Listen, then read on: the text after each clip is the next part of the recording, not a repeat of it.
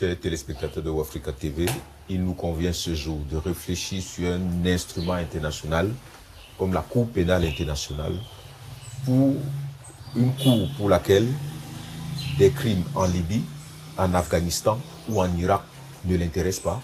Pourtant, des crimes en Ukraine, en Côte d'Ivoire ou au Congo l'intéressent. Nous sommes venus voir le professeur Chanda pour qu'il nous explique les tenants et les aboutissants d'un tel outil. Quelles sont les origines, quelles sont les missions? Est-ce que finalement on peut dire que la Cour pénale internationale est une cour à tête chercheuse? Bonjour professeur Chanda. Bonjour. Professeur Chanda, vous suivez mieux que nous l'actualité. Et la dernière, c'est le mandat qui a été lancé contre le président Vladimir Poutine. De quoi réfléchir sur le sens, sur le statut de la Cour pénale internationale. Une cour d'ailleurs, il faut le dire, qui est issue du traité de Rome, un traité qui a été validé ou bien signé par certains pays et d'autres pas. Et parmi ceux qui n'ont pas signé, il y a les grands pays du monde, parmi lesquels la Russie ou les États-Unis. Professeur Chanda, les origines de la Cour pénale internationale.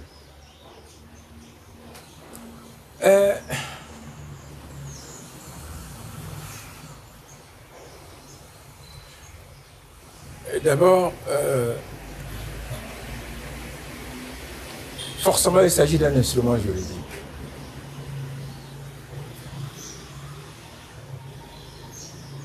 Qui, dans l'esprit, et même la lettre, des concepteurs de la Charte des Nations Unies, devait venir en complément, exactement comme l'Organisation mondiale du commerce et comme beaucoup d'autres institutions spécialisées du système des Nations Unies. Et je crois que vous faites très bien de vous intéresser à cet instrument qui, comme vous le savez, a été très décrié, particulièrement en Afrique, qui, quoi que l'on en dise, demeure une œuvre teintée de subjectivisme. Je voudrais que vous sachiez d'abord que le droit, la règle du droit même, que ce soit au plan interne ou au plan international, on l'a dit, on le dit, le droit, et on l'a dit, la règle, représentative ou représentatif, sanction, résultat d'un état de rapport de force contextuel. Rapport de force à un moment donné entre des acteurs quelconques. On est ensemble, on pense que, on voit que, si on décide de telle façon, ça nous arrange. Si on décide de telle autre, peut-être que ça ne nous arrange pas. Donc on décide de cette manière. C'est toujours d'abord le produit ou la préoccupation d'une poignée d'individus, d'une poignée d'acteurs.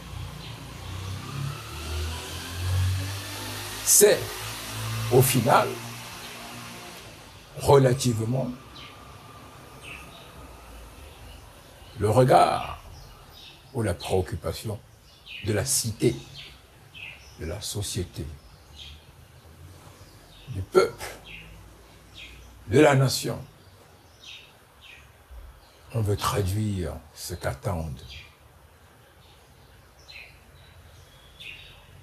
les gens, ce qu'attendent les gens. On veut exprimer le sentiment normatif d'une communauté. Et on fait les choses ainsi. Alors, je suis bien à la peine de vous dire que nous arrivons comme un cheveu dans la soupe, comme des étrangers dans le système normatif international actuel. L'ensemble des instruments qui gouvernent les relations internationales que nous connaissons, telles que nous connaissons en ce moment, est étranger à notre culture de compréhension des événements et de l'évolution de la société mondiale.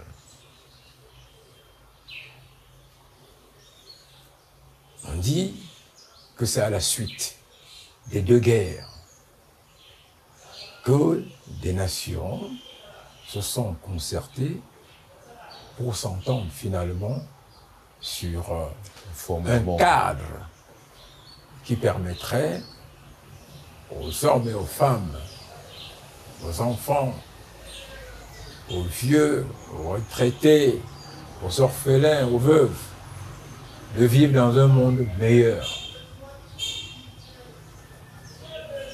On estime que les guerres naissent de l'absence de communication suffisante ou même de communication tout court entre les acteurs dans un contexte précis, même à l'intérieur d'une famille.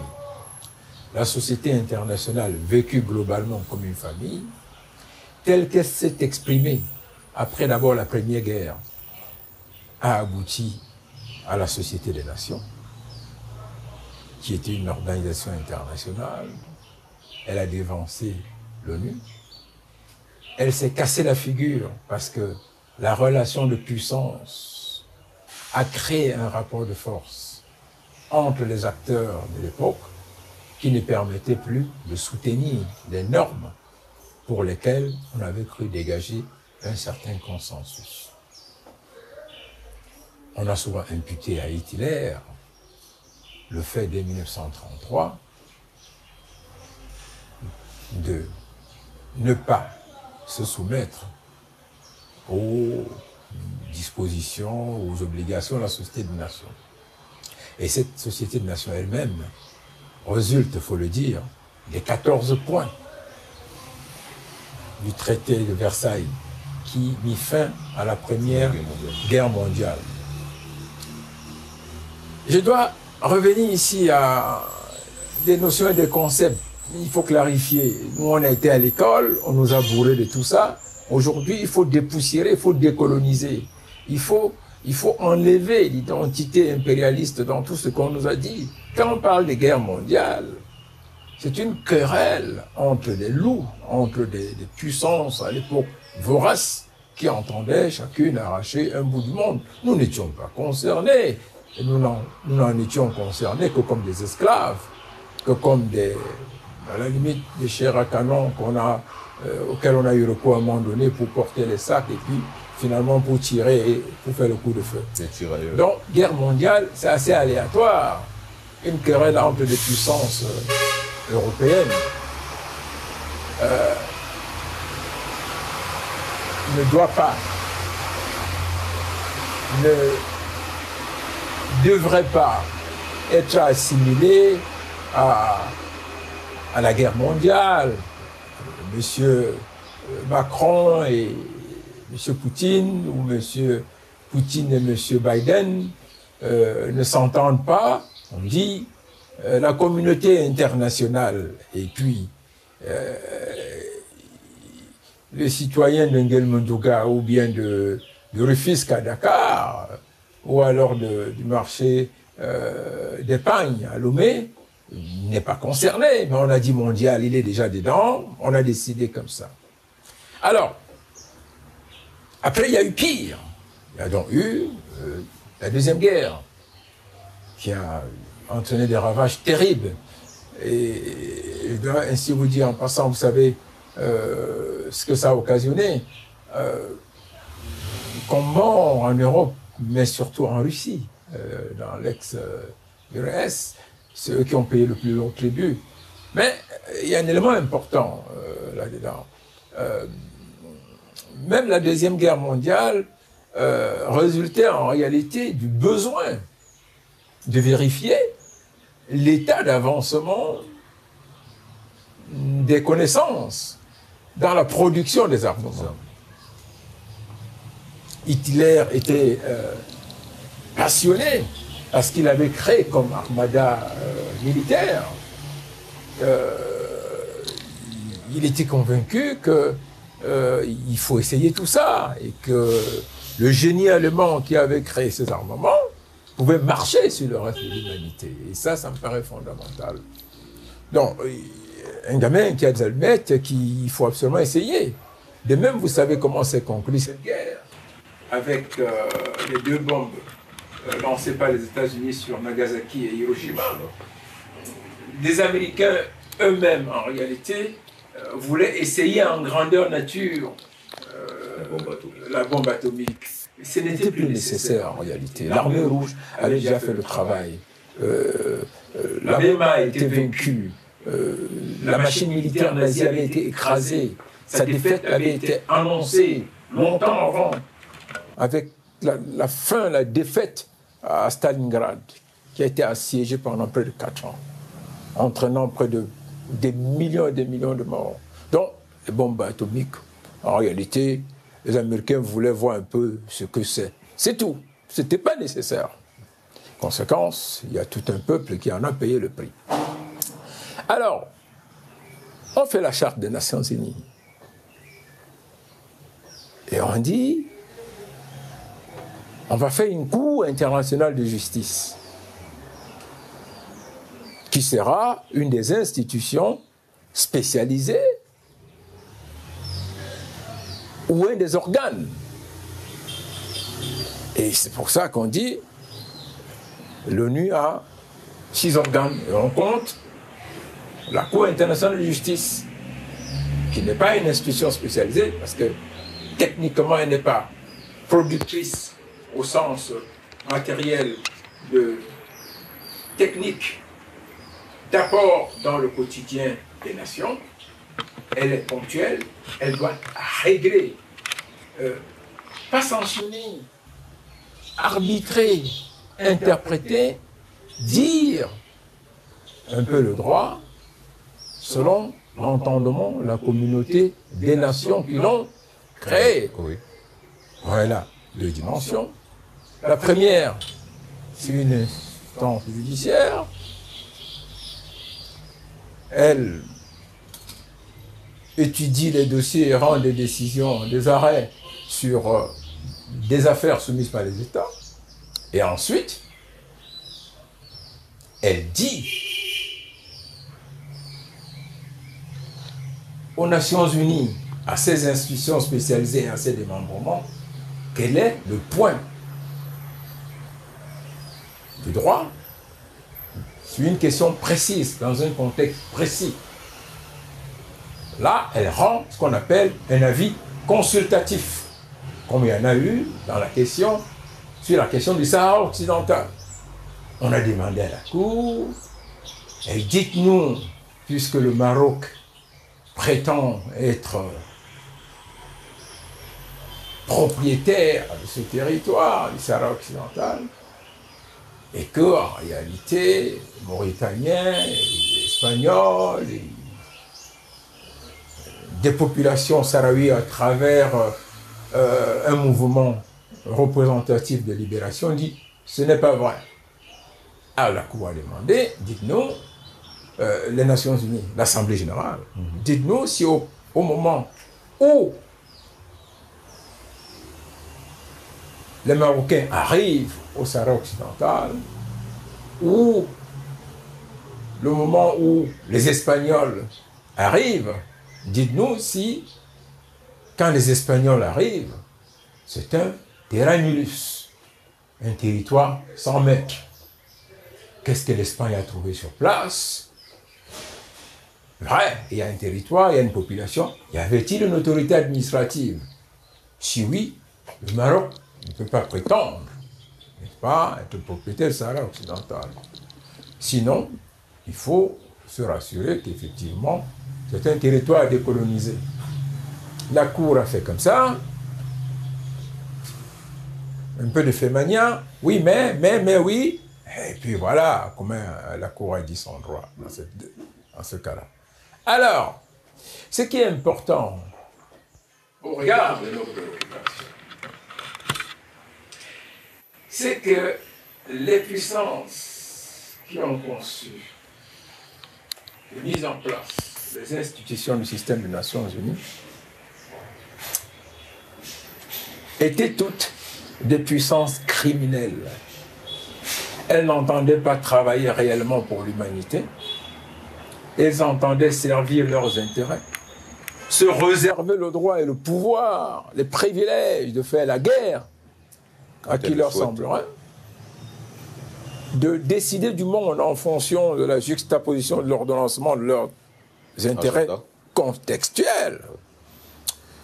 Quand c'est possible, on s'entendra. Quand ce n'est pas possible, nous ferons la guerre. Mais ce qui est à éviter, c'est de nous faire la guerre directement. Nous ferons la guerre ailleurs, de manière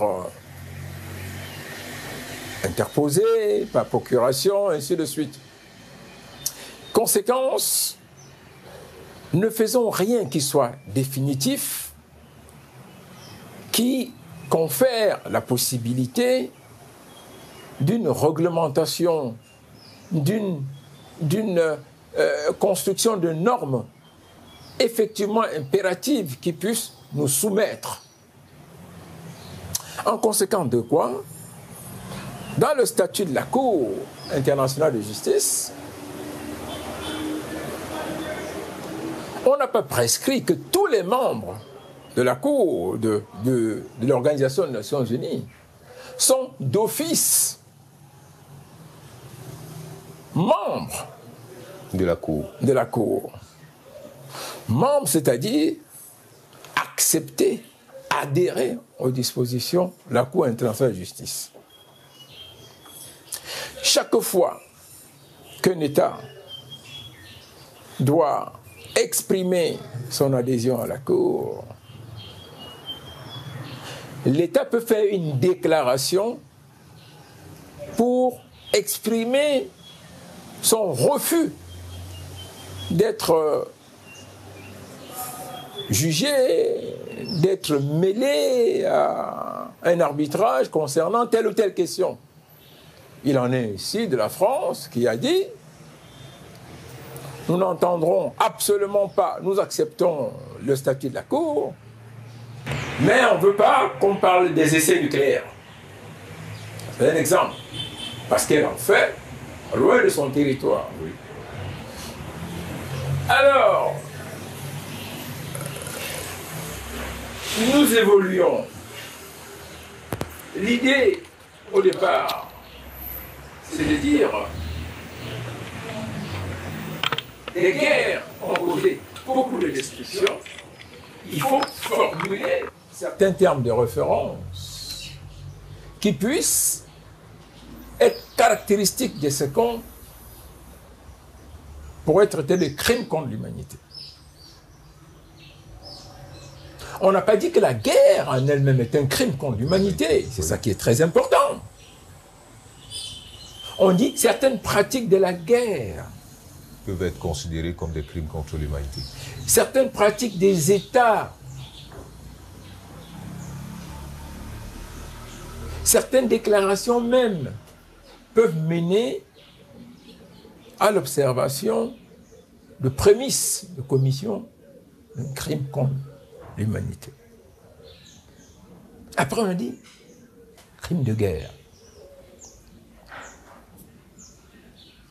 Alors, entre le moment où on pose les jalons de la société multilatérale pour la première fois, le traité de Westphalie, en 1816. Oui. 1600. Entre le moment où on pose les jalons et le moment où se produisent les premières guerres qui mettent l'Occident dans l'Europe. C'est l'Europe. Ce n'est même pas l'Amérique. quand on parle de guerre mondiale. Oui. C'est l'Europe qui, dans sa folie, s'est ratée, ses pérégrinations impérialistes entraînent des conséquences mondiales. La guerre n'est pas mondiale. Même ses conséquences ne l'étaient pas. Alors, il faut créer des mécaniques qui nous permettent de normer spécialement certains actes graves entraînant des souffrances énormes, inacceptables, extraordinaires, extravagantes pour les femmes, les hommes et les enfants qui peuplent la planète. Alors on pense à une cour pénale internationale sur laquelle on travaille plusieurs années sans trouver réellement un compromis. Et puis, ce traité, après plusieurs conférences diplomatiques, voit le jour. 1998. On dit, on le signe à Rome, mais ce sera un document d'adhésion volontariste. Ceux qui voudront faire partie de ce dans la formulation, le rendu de la vie d'un instrument international, il y a plusieurs phases. Il y a l'idée même, aux négociants les États discuter pour voir si on accepte l'idée. Ensuite, il faut convenir d'une conférence internationale. Il faut s'organiser ensuite sur quel pays va l'héberger, où est-ce que ça se passera. Et puis il faut rédiger le chronogramme des négociations. On fixera les dates d'une conférence effective. On peut donner un calendrier aux négociations. On peut ne pas fixer une durée. L'irrégulier, on a duré une bonne trentaine d'années, 40 même. Et puis, on signera le document. On n'est pas au bout. En droit international, la signature ne veut rien dire. Il faut la ratification, qui est l'acte par lequel l'autorité suprême De l'État. consent à être lié à un instrument international. Maintenant, il y a les procédures internes pour conduire à cet acte. Aux États-Unis, si le Sénat n'a pas donné son accord, le président des États-Unis ne signera rien. Dans les systèmes parlementaires parfaits, il faut effectivement que le Parlement ait débattu, pris connaissance et autorisé Le président de le Premier ministre. Oui. Dans l'exécutif fort présidentiel ou semi-présidentiel, ce sera le président. Dans les monarchies, ce sera le roi, le souverain. Dans tous les cas, c'est le souverain. Alors, le traité de Rome, on dit le statut de Rome, en réalité. Statut de Rome parce qu'il emporte les mécaniques normatives à un contexte psychologique complètement différent des autres instruments. De nombreux États ont refusé d'en faire partie. Beaucoup d'autres ont accepté d'en faire partie Sous réserve de... en interdisant, en disant « nous n'accepterons jamais ». Et au nom de quoi les États-Unis disent « rien de ce qui touche notre action à l'extérieur, notre personnel militaire et tout, ne sera jamais connu. On ne peut pas être considéré au regard de ce traité comme un manquement. » Mais avant cela, je vais attirer votre attention que sur la vacuité du droit international même. Les puissances ont beaucoup travaillé, elles ont beaucoup réfléchi. Mais jamais elles n'ont fait des concessions absolues pour ce qui concerne leur souveraineté. Donc, d'un point de vue purement technique, le monde demeure une constellation d'unités égoïstes. Stratégique. Le droit international des traités que consacre la Convention de Vienne de 1969 sur les traités prescrit ce qu'on appelle les réserves. Et c'est ce qu'on retrouve dans le statut de Rome. Un État, en signant, lors de la signature d'un traité, peut dire « Je suis parti au traité, mais je n'entends pas que ce traité me dérange sur tel ou tel autre point. » Donc, nous nous trouvons où et pourquoi est-ce que cette institution prend un certain caractère péremptoire à partir des années 90, puisque sa conception en réalité est ancienne. L'esprit est ancien, mais il y a une mutation importante dans la manière dont les États, les puissances se sont représentés la nécessité et l'urgence d'une Cour pénale internationale. Elle est arrivée comme un moyen, une voie même à la limite, les deux confondus, pour conférer, redonner à des puissances impérialistes qui, à partir de l'évolution du monde, avaient perdu ou étaient en train de perdre des leviers de manœuvrabilité des relations internationales, une aisance, une latitude dans le contrôle des petits pays, des petites nations, dans la régulation des rapports de force de manière sectaire et subjective. À ce moment, on a vu en réalité se précipiter et des donateurs, et des écrivains, et des penseurs, et des philosophes, tous occidentaux, disaient « Ah non, mais il faut cette cour. » Pourquoi? Les États hier colonisés, les peuples jadis soumis, en s'affranchissant,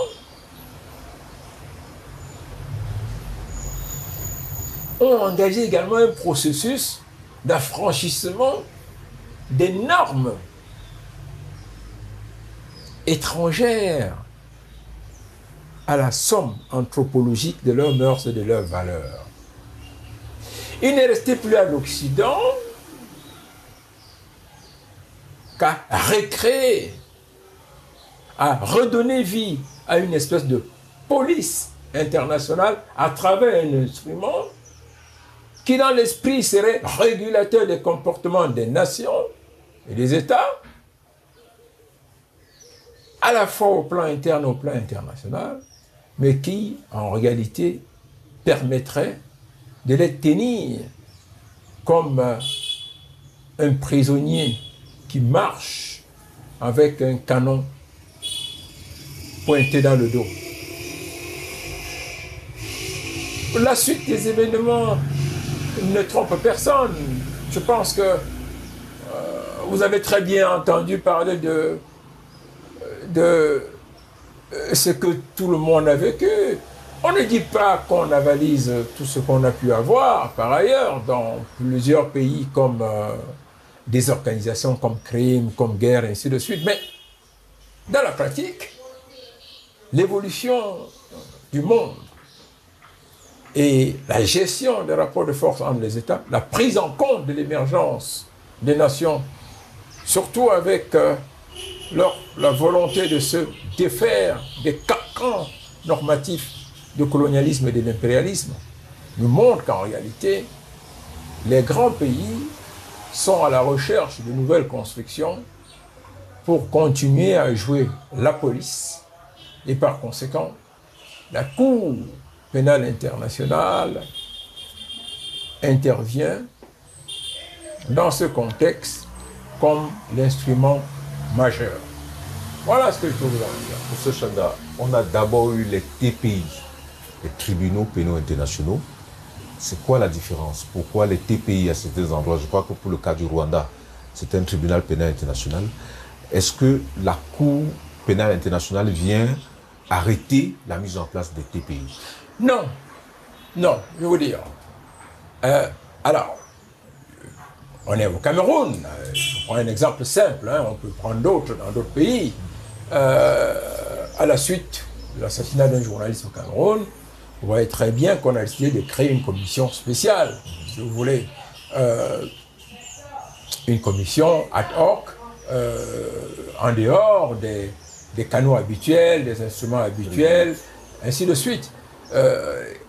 On peut même aller jusqu'à dessiner, élaborer les règles de fonctionnement d'une telle commission. Donc, non, non, pas du tout. C'est un peu comme on parle d'institutions spécialisées, d'organes subsidiaires, dans le contexte de toute organisation d'ailleurs. Les tribunaux ad hoc, constitués dans un contexte précis, à la suite d'un drame précis, sur une question précise, n'ont aucun rapport avec des instruments, pérennes, des instruments qui sont créés comme des substituts permanents d'autres institutions relevant d'accords entre les nations.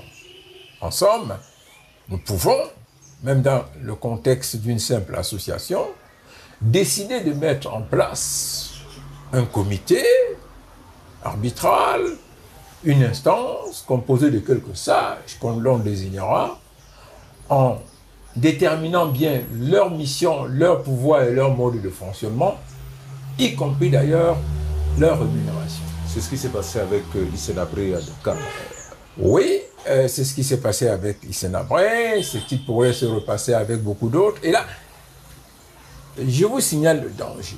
Parce que même dans ce cas-là, il y a un risque important de manipulation. Parce qu'à quel moment précis, sur quelle base, à partir de quel rapport de force, on décide de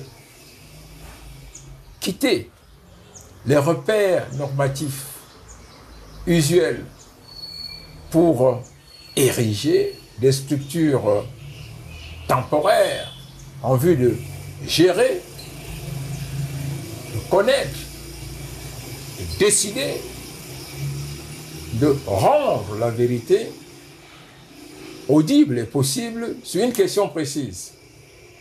Voilà la réalité. Et il faut faire très attention. Ça veut dire que, en fonction du rapport des forces du moment, ils peuvent décider de créer une situation comme ça. Mais dans le même temps, si on prend le cas de l'ancien président Hissène-Habré, ça peut résulter, une telle démarche peut résulter d'une manifestation d'indépendance, d'un souci de se dégager d'une tutelle perçue comme étrangère, perçue comme avilissante, asservissante, conquérante, impérialiste. C'est ce que l'Union africaine a voulu faire dans le cas de Hissène-Habré. Nous n'allions pas nous référer à un tribunal pénal international, à la Cour pénale internationale. Nous ne voulions pas redonner le sentiment que nous dépendons toujours de l'extérieur des anciennes puissances colonialistes pour gérer les urgences ou les besoins de sanctions d'un frère, d'un fils, d'un parent, d'un collègue ou d'un homologue. Voilà ce qui s'est passé. Donc, rassurez-vous, il n'y a pas réellement d'interférence. Il y a simplement, à un moment donné, le besoin soit d'alléger, de faciliter ou d'accélérer le processus de compréhension et de décision sur une question criminelle, soit de le tenir à l'écart du processus habituel qui pourrait créer ou qui crée déjà des mésententes, une incompréhension et des contestations. M. Chanda, la Cour est mise en place pour connaître des crimes de guerre, des génocides et des crimes contre l'humanité, je crois. Et qui doit actionner la Cour? Qui décide que la Cour peut aller connaître de tels crimes? Est-ce la Cour elle-même? Est-ce l'Assemblée générale des Nations unies? Est-ce les membres du Conseil de sécurité? Écoutez, d'abord, il faut que je vous rassure sur une chose. Je vous ai dit que il y a comme, il y a de manière précise et définitive une symbiose, une compréhension dialectique entre le monde national et le monde international, entre le droit interne et le droit international. La scène internationale n'est pas une planète à part, c'est la juxtaposition de souveraineté, elle est faite de volonté des États, elle exprime ce que sont, ce que veulent, ce que pensent, ce que programment, ce que projettent en prospective et en perspective les États. Alors, les gens ne le savent pas très souvent, mais le procureur de la République peut s'auto-saisir de votre cas. Si vous violentez votre épouse à la maison, si vous violentez vos enfants, le procureur de la République peut s'auto-saisir. Vous voulez savoir. Donc, il y a une variété, une multitude de voies et de moyens de saisine de la Cour. Les États peuvent le faire. Le procureur de la Cour peut s'auto-saisir. Il devrait d'ailleurs le faire en permanence. L'Organisation des Nations Unies, en ses différents organes, Conseil de sécurité, Assemblée générale, Conseil économique et social, peut le faire. Chacun d'eux peut le faire. Des individus peuvent saisir la Cour en dénonciation d'une situation et amener le procureur à enquêter. Mais simplement, là, c'est le concept. C'est le rendu d'un point de vue tout à fait honnête. Maintenant, dans la pratique, c'est tout à fait autre chose. C'est une succession de manipulations inacceptables, détestables et même déplorables, si vous voulez. C'est un instrument de gestion de la volonté des États impérialistes dans le monde. Vous avez vu le travail de Carla Del Ponte, comment elle se comportait un peu, elle a été très critiquée. On a démontré par la suite certains de ses contacts qui n'étaient pas très propres. Vous avez vu l'actuel procureur qui, en fait, je regrette, c'est un banal instrument des pays occidentaux. C'est tellement... Ce qui s'est passé dans le cas de l'Ukraine, c'est même une honte, si vous voulez. C'est la fin de la confiance des nations, qui n'existait déjà pas d'ailleurs, hein, ce truc. Le peu de crédibilité que ce truc pouvait encore rassembler est terminé. Mais en fait, ça n'a jamais été un instrument crédible. ni même pour les Occidentaux, d'ailleurs, pour aucun pays. D'ailleurs, ils ont été les premiers à traiter ce truc de machin, d'un instrument, n'importe quoi. Dans le cas de Fatou Bensouda, vous avez vu, ça a viré pratiquement au racisme. À la limite, on s'est demandé quelle bêtise on a fait pour mettre une négresse là-bas, en plus qui sort d'un tout petit pays pauvre comme ça. Alors qu'en réalité, la pratique dans le système des Nations Unies a dès le départ été que l'on privilégie les ressortissants de très petites nations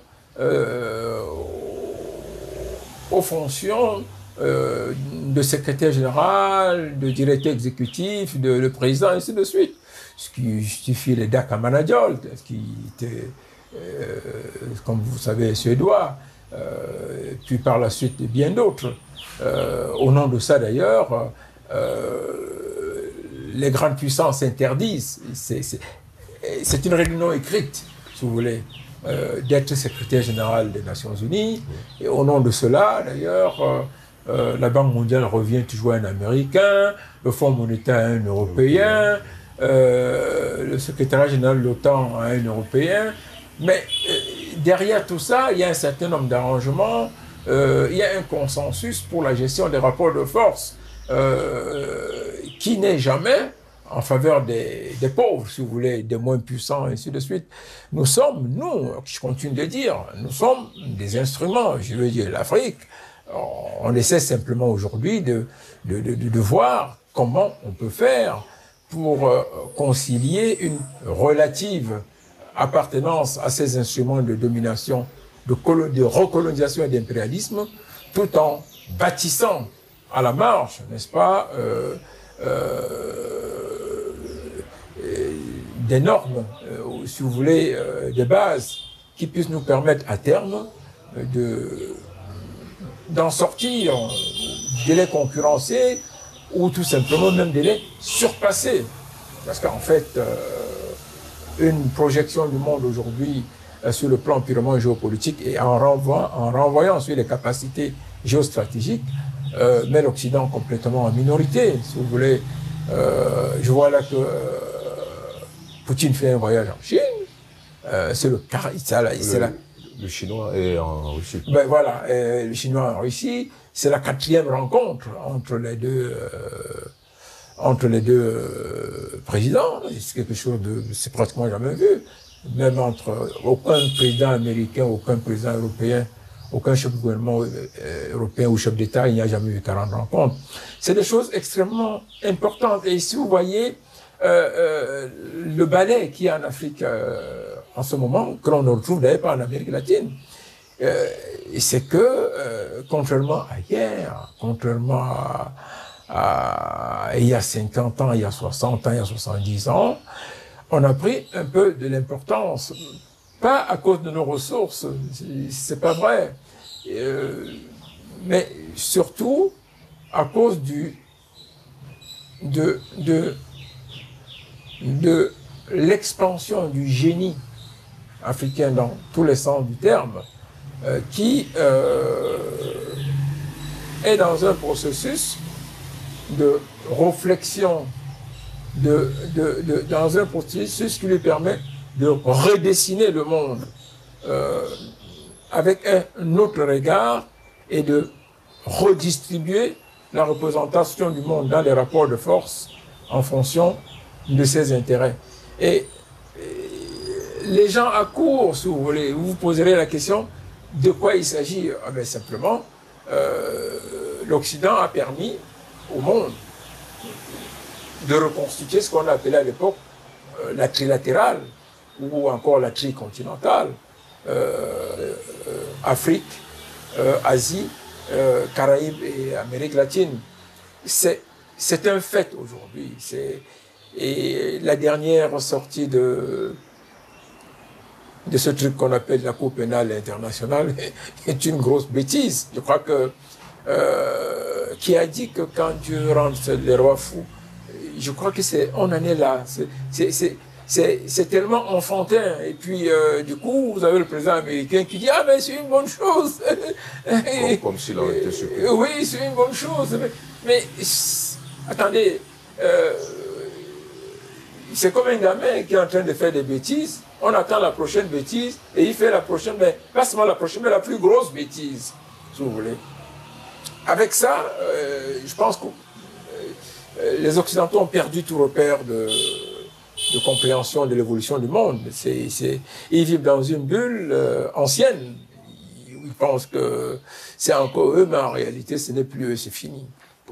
Quelques questions pratiques pour finir. Est-ce que la Cour a compétence de lancer un mandat contre un pays ou un chef d'État qui n'est pas membre, qui n'a pas ratifié la Cour pénale internationale, le traité de Rome? Bon, écoutez, le chef d'État, ça c'est une grosse blague, si vous voulez. On aurait arrêté Bush depuis, on aurait arrêté... Et puis, je reviens d'ailleurs sur des choses élémentaires. La guerre, c'est la guerre, si vous voulez. Je pense que l'Occident a voulu créer une forme de jeu à partir des notions et des concepts. Mais la guerre, c'est la guerre, si vous voulez.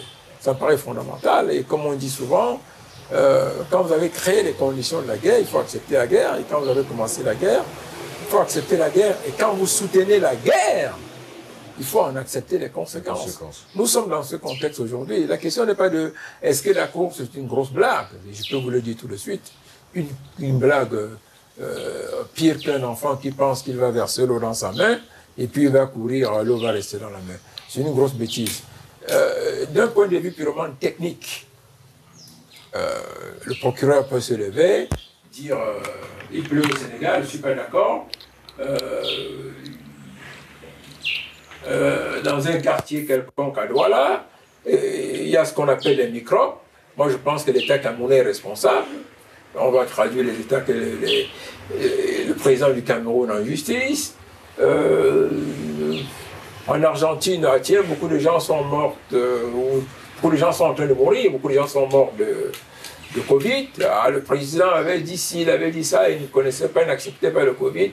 Ah, on va le traduire. Grosse blague, si vous voulez.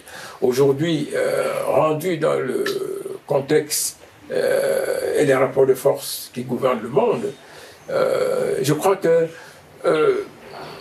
perdu un peu dans la confusion de leur stratégie pour reprendre le monde en main ou hébété par la perte des zones entières d'influence des continents entiers, l'Occident ne sait plus quoi faire.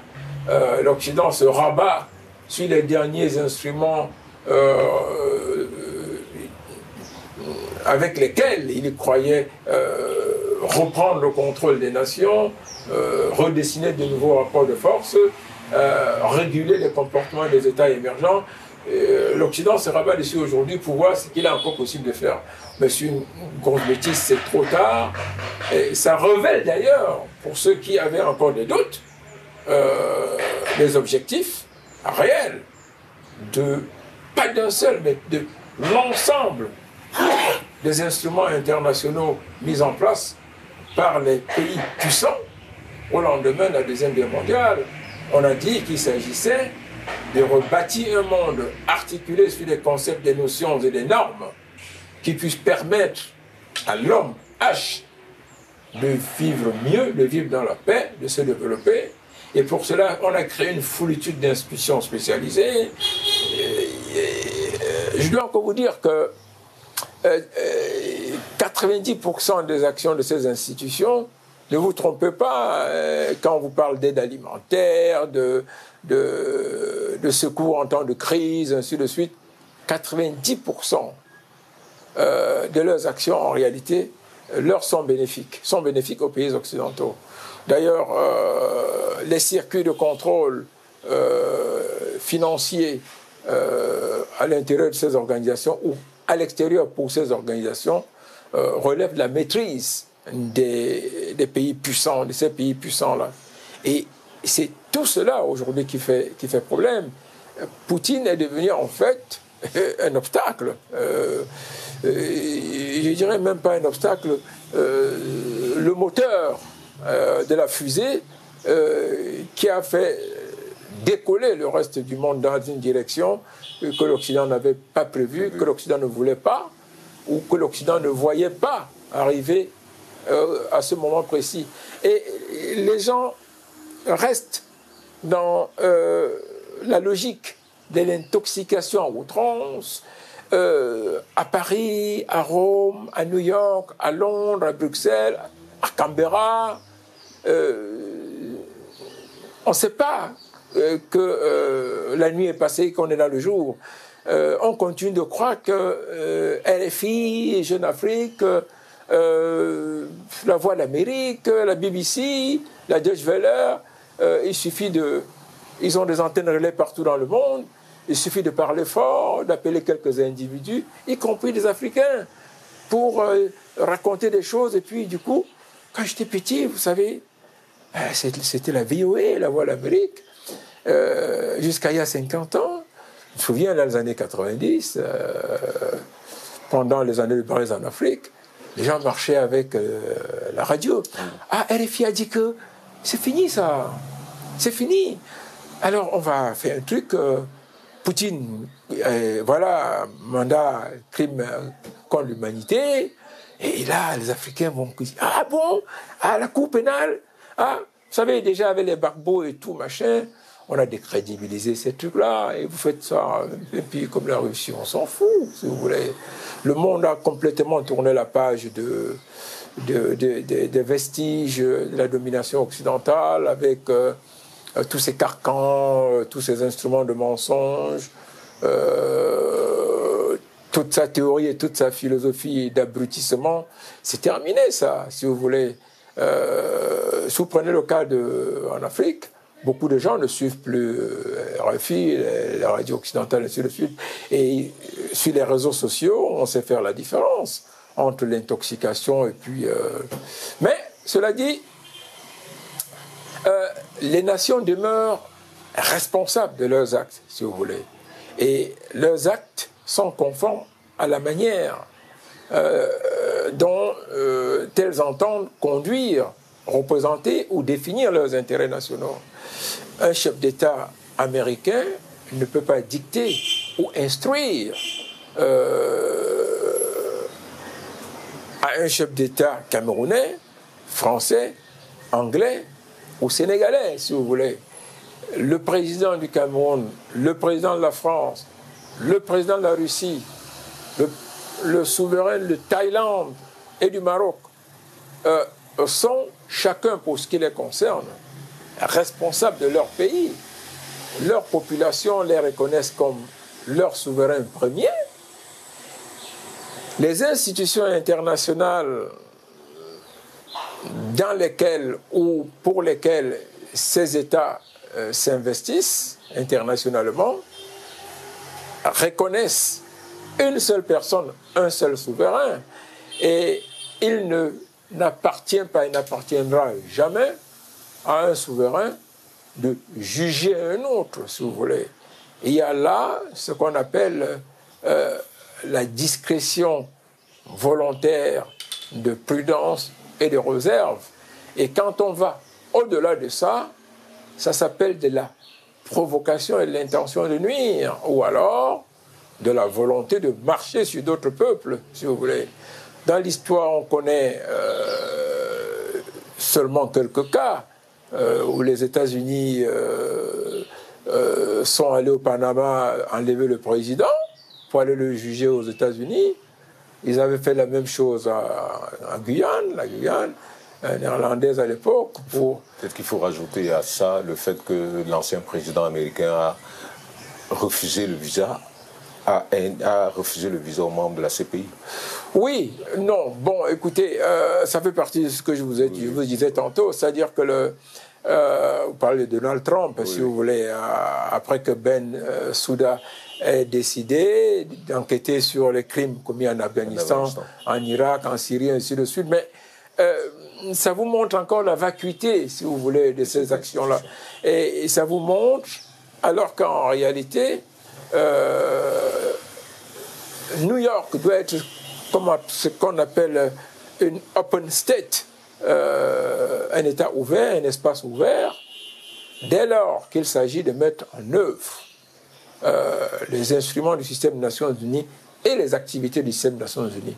Donc, il y a un accord de siège entre l'ONU et les États-Unis qui a des dispositions claires, faciliter l'accès au territoire et la conduite des activités relatives à l'Organisation des Nations Unies. Donc, les pays peuvent les violer en fonction de leur puissance, font un peu ce qu'ils veulent, ainsi de suite. L'OTAN est intervenue en Serbie, en Irak et tout, contre la vie des Nations Unies, contre le droit international, contre la Charte des Nations Unies. Si vous voulez, la France continue d'occuper l'île de Mayotte et ça fait partie du territoire comorien, si vous voulez. Elle l'occupe de force, puisqu'elle a organisé un référendum attentatoire aux normes internationales au moment où on lui demandait de décoloniser. Et elle a conservé une partie du territoire des Comores parce qu'elle voulait se conférer de grands espaces maritimes, à la fois sur le plan économique et sur le plan militaro-stratégique. Les États-Unis occupent toujours l'île des Açores, sans qu'on ne dise un mot. Les États-Unis occupent illégalement le nord de la Syrie, où ils exploitent le pétrole syrien au moment où on parle, de manière complètement illégale. Ils ont des bases partout à travers le monde, si vous voulez. Mais ce n'est pas qu'on soit contre ça, si vous voulez. C'est qu'en dépit de ça, ils estiment qu'ils ont le droit de le faire et que les autres n'auraient pas le droit de le faire. Ils estiment qu'ils peuvent aller s'installer sur les territoires des peuples, les écraser, exploiter leurs ressources et leur dire au diable. Et si vous amenez la question aux Nations Unies, ils vous disent nous on n'en parle même pas. Et si vous dites on va aller à la CPI, ils vont dire d'abord c'est une connerie votre CPI, ensuite vous qui êtes quoi à la CPI, on va vous sanctionner, vous ne mettrez plus jamais les pieds aux États-Unis, on va bloquer vos comptes gauche à droite. Alors, je reviens parce que il ne faut pas qu'on se perde un peu en conjecture. Vous m'aviez demandé l'origine, le rôle en fait de la CPI. Et puis, il m'a fallu vous faire tout ce développement. Il m'a semblé nécessaire, d'abord, de refixer le cadre historique, les objectifs, les ambitions et les intentions réelles ou cachées des nations. Il m'a semblé utile de vous restituer la mécanique de la Première et la Deuxième Guerre mondiale, de vous redire assez clairement que l'on ne pose le problème d'une régulation normative des relations internationales, comme ils disent, de manière civilisée, que dès lors que le cataclysme des guerres résultant de la mésentente entre les puissances impérialistes a entraîné beaucoup de destruction en Europe, chez les Blancs, ça paraît fondamental. Il n'en était pas question quand on a fait la traite des Noirs, quand on a fait l'esclavage, quand on a tué Lumumba, quand on a tué Sankara, quand on a tué tout ce monde-là, les Osenda, Fana Rubé, Oumniobe, quand on a décapité Steve Biko, il n'en était pas question quand on a écrasé pendant 400 ans les Noirs en Afrique du Sud, il n'en était pas question, ainsi de suite, personne ne se pose la question.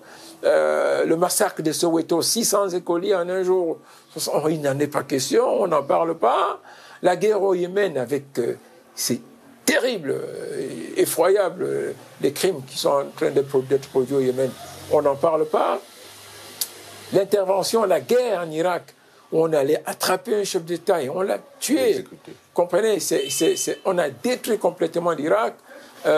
C'est près de 400 000 morts, près de 4 millions d'Irakiens jetés à l'étranger. Le pays peine à se remettre debout.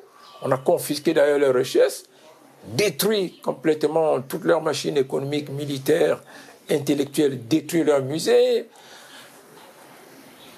en Syrie, qui était, quoi que l'on en dise, hein, vous n'avez pas un pays où l'électricité était pratiquement gratuite, l'université gratuite, l'eau gratuite, ainsi de suite, qui avait quand même une capacité importante de venir en aide aux autres nations, qui a été à la pointe de la réflexion sur le développement institutionnel de l'Afrique en termes d'union. Et ils ont détruit tout ça, et du jour au lendemain, en vous présentant des thèses complotistes complètement nulles, personne n'en dit rien, ça a entraîné un désordre complet dans toute la bande sahélo-sahélienne qu'ils essayent encore aujourd'hui de contrôler. Personne n'en dit rien. Les États-Unis ont un centre d'écoute et une base militaire importante au Niger, avec des drones et tout. Personne n'en dit rien. Alors, voilà un peu le monde, si vous voulez. On va préférer vous parler de la Russie et de Poutine, qui en fait est chez lui et apprend un matin que des gens apportent des missiles. Apportent des missiles. Ils ont commencé déjà d'ailleurs à détruire toutes les personnes qui parlent le russe sur ce territoire. Et non, ne faites pas en avant, ne faites pas en avance. Et puis un matin, il dit non, attendez, si on reste là à croiser les bras, on va se réveiller un matin à Moscou, ils seront déjà ici. Voilà, toute la guerre en Ukraine, c'est tout, c'est même pas plus compliqué que ça. Alors, de là, d'abord, j'aime mieux vous dire que, en reprenant la thèse, les États, n'est-ce pas, les nations ont leurs dirigeants que d'autres nations doivent respecter. Il appartient à leur peuple de les juger. Vous et moi, si nous sommes Camerounais, nous parlons de notre président. Et s'il y a un président, c'est celui qui est reconnu internationalement. Nous faisons avec. C'est la sanction du contexte et du moment, si vous voulez. Mais vous ne voulez pas un matin, vous dites, le président de la Russie, vous n'en voulez pas, vous êtes qui Voilà la réalité. Demandez aux Russes ce qu'ils pensent de leur président. Et ensuite, quand ils vous auront dit ce qu'ils pensent de leur président, vous leur direz, pour l'instant, c'est votre président. Ils vous disent, je lui dis, très bien, pour moi, ça suffit. Le président de la Russie, c'est Vladimir Poutine. Terminé. Voilà. Et le reste, cour pénale, machin, monté, descendu, ben non, c'est de la blague.